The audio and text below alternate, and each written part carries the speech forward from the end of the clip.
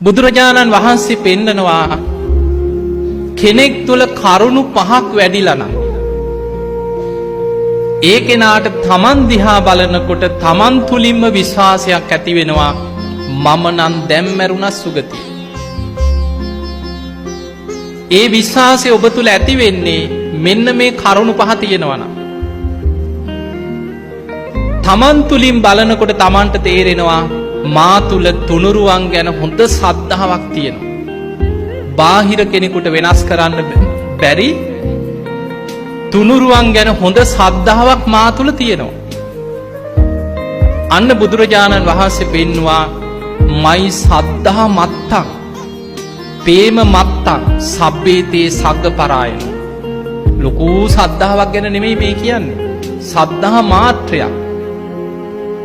බුදුරජාණන් වහන්සේ ගැන ප්‍රේම මාත්‍රයක් හිතේ බලවත් වුණොත් සබ්බේතේ සග්ග පරායන. ඒ සියලු දෙනා සුගතිය යනවා. එහෙමනම් කෙනෙක් තුල තුනුරුවන් ගැන ශ්‍රද්ධාව බලවත් වෙන්න තමන්ට තමන් ගැන විශ්වාසයක් උපදිනවා මම හොඳ ශ්‍රද්ධාවක් ඇති කෙනෙක්. මම ධර්මයෙන් ආරක්ෂාව හදාගත්ත කෙනෙක්. මම දැන් මැරුණා සුගතියේ කියලා තමන්ට තමන් ගැන විශ්වාසයක් එනවා. එහෙමයි අපිට හම්බෙලා තියෙනවා.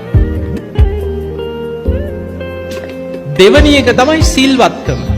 පන්සිල් ගන්න පුළුවන් ඕන තරම්.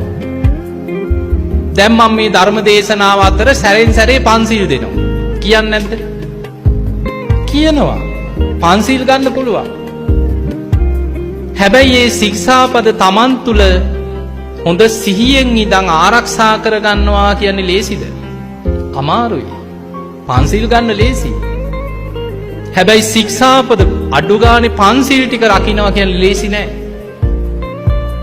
හැබැයි පින්වතුනි ඔබ අමාරුවෙන් හරි බුදුරජාණන් වහන්සේ එක තැනක පෙන්නනවා සමහර අය ඉන්නවා උපතින්ම කෙලෙස් බලවත්.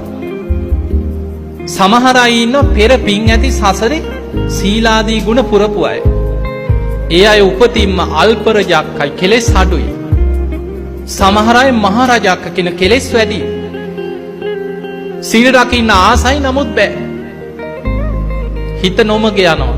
කෙලෙස් වලට වැටෙනවා.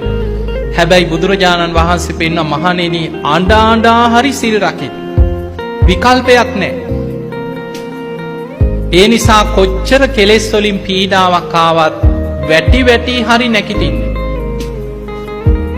අඩුගානි ශික්ෂාපදයක් බිඳුනට පස්සේ මේ ධර්මයේ දියුණුව කරා යන කෙනාගේ ලක්ෂණය තමයි අච්චර මිනිස්සු පව් කරනවා නම් මං කරපුවහම මොකද කියලා හිතන්නේ.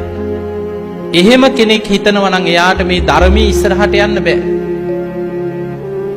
පුංචි වරදේ පවා බිය දකින්නවා. ශික්ෂාපදයක් බිඳුනා නම් ඒ සැනින් ආයමත් පන්සිල් සමාදන් වෙලා ඒකට ධර්මී කියන්නේ